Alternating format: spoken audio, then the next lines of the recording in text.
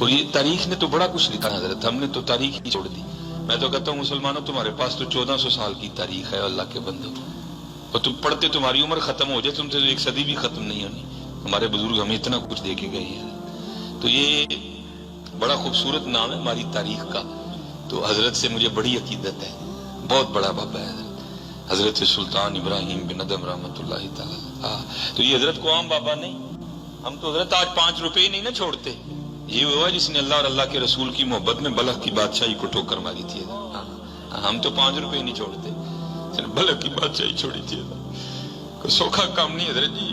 یہ لباس اٹھا کے گدڑی پہننا ہے، کوئی بچوں کا کھیل نہیں ہے، لیکن اس نے دے ماری ٹھوکر. حضرت لکھا ہے کہ یہ ایسا بادشاہ تھا کہ جب حضرت اپنے بستر پہ لیٹا کرتے تھے نا، تو لیٹنے سے پہلے آپ کے بستر پر 2.5 من 100 کلو گلاب کی پتیاں ڈالی جاتی تھی.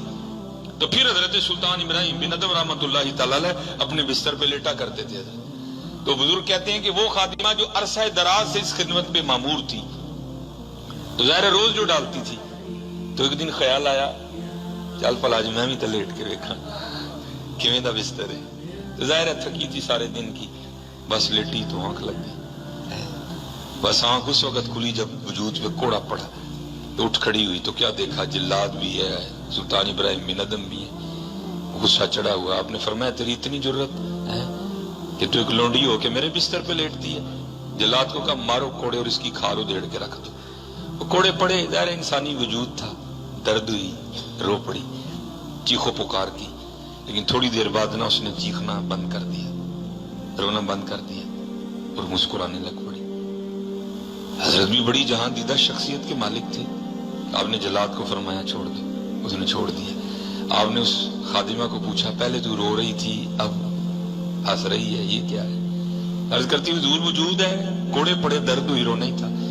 آپ نے فرمایا اصل سوال یہ ہے کہ حسن کیوں نہیں؟ عرض کی تھی حضور اے سوچ کے ہنسیاں میں سون لی تھی سا لیٹی ہے، میں تو دیکھنے کے لیے لیٹی تھی تو اتنے کوڑے پڑے ہیں، یہ سوچ کے مسکرا رہی ہوں جو کئی سالوں سے سو رہا ہے اس کو کتنے پڑیں گے. جڑا کئی سالہ تو سون رہے انہوں کتنے پینے نے. ہاں اسی لیے تو کسی نے کہا تھا نا، جاگ مسافر جاگ، نہ کر نیند پیاری، ایس مسافر خانے اندر لٹے کہیں بیوپاری. ہم سے تو پہلا سبق ہی نہیں یاد ہو رہا، اگلا کس کو سنائے؟ دل تو کرتا ہے کہ کوئی اج کو خلاور کا پھولی ہے، لیکن کیونکہ ڈیوٹی ہے، ذمہ داری ہے تربیت کرنے کی، تو پھر بس بات پھر وہاں کی پھر وہاں ہی رہ جاتی ہے. دل تو کرتا ہے کوئی ایسی بزم ملے کہ جہاں جو ہے نا بات تو تھوڑی سی اگلی ہو. حضرت یہ میرا اپنا جو ہے نا وہ تعلیمی دور تھا، اور میں جو ہے نا اس کے بعد بڑا محتاط ہو گیا اس حوالے سے. اب درود پاک پڑھتے ہوئے ذرا زیادہ کوشش کرتا ہوں کہ دھیان رکھوں کہ بھائی حضور نبی علیہ الصلوۃ والسلام سن رہے ہیں. سیالکوٹ جہاں اس نالائق کی رہائش ہے نا، ہمارے گھر کے بالکل سامنے ہمارے علاقے کا ایک ہی قبرستان ہے. 2 قبرستان ہے، ایک مسلمانوں کا ہے اور ایک عیسائیوں کا ہے. تو جو میرا گھر ہے وہ جو مسلمانوں کا قبرستان ہے نا، وہ اس کے بالکل سامنے ہے. تو ہماری اس قبرستان میں نے ایک بزرگ رہا کرتے تھے، تو جن کو لوگ جو ہے نا وہ سائیں صاحب کہہ کے ان کو پکارا کرتے تھے.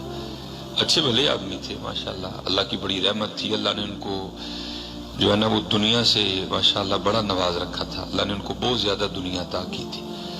ان کے 3 بیٹے جرمنی تھے، ایک ان کا جو بیٹا ہے وہ اس کا ماشاءاللہ اپنا جو ہے نا وہ سرجیکل کا کارخانہ ہے. تو جو میرا گھر ہے وہ قبرستان کے بالکل سامنے تھا. تو جو ان کا گھر ہے قبرستان کے اس سمت ہے، اس سمت قبلے والی سمت نا، ہمارے ادھر اس سمت ہے. تو میری ان سے بڑی محبت تھی ماشاءاللہ، دانا آدمی، بڑے سیانے، بڑے کاروباری. بس حضرت پتہ نہیں کوئی تار ہی لگئی یا کسی کی نظر پڑ گئی، تو اس مرد کلندر نے دنیا کو خیر آباد کا اور اس میں آ کے قبرستان میں ڈیرا لگا لیا. تو ایک دن نا میں مدرسے سے ہمیں چھٹی تھی، 9-10 मुहर्रम, तो मैं सियालकोट वापस आया हुआ था।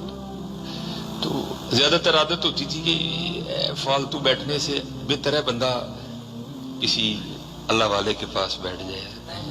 नेक बंदे दी सोबत एवें जिवें दुकान तारा है, लइए ना लइए खुले ना। ये तो वो दुकान है, आपने रुपया भी नहीं देना, आपको जाते उन्होंने बड़ा कुछ दे के भेजना है।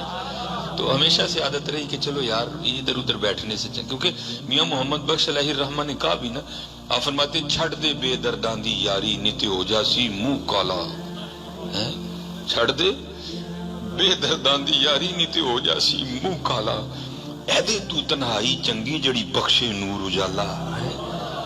किते कलियां बैल ही, लेकिन किसी दुनियादार कल न बई है।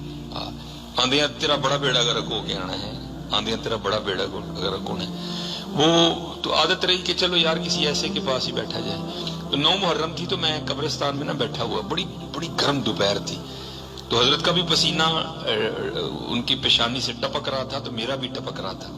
तो क्योंकि मेरा सामने घर था, उनका ही सामने था, मेरा जरा थोड़ा दूर था, उनका बिल्कुल करीब था। तो अब तो आ गए ना ये चिल्लर वगैरह आ गए, तब वो विंडो एसी होता था, तो उनके घर का ना विंडो एसी चल रहा था, आवाज भी आ रही थी। तो मेरे दिल में ख्याल आया, वाह वाह व्याह की कीते किड्डा यख ठंडा कमरा होना है, कितने आके सड़न डे। तो मैंने अर्ज भी कर दी, मैं हजूर वेखो ना किड्डा यख ठंडा कमरा है, तो ऐ की कीता जाए। तो मुझे बड़ा जबरदस्त जवाब दिया, मैंने फरमान लगे मौलवी सुलेमान एक गल ते दस, मैं जनाब वो खीर और ठंडा कमरा छड़ के किथे आना है? मैं जनाब इत्थे ही आना है। फरमान लगे 4 मुंडियां ते जो आना ही मैं आप ही आ गया। 4 मुंडियां ते जो आना सी मैं आप ही आ गया। अल्लाह हज़रत, मैं आपको ये तालीम नहीं देने आया कि आप सारे कब्रिस्तान चले जाओ, और ना हमारे नबी करीम अलैहिस्सलाम की ये तालीम है।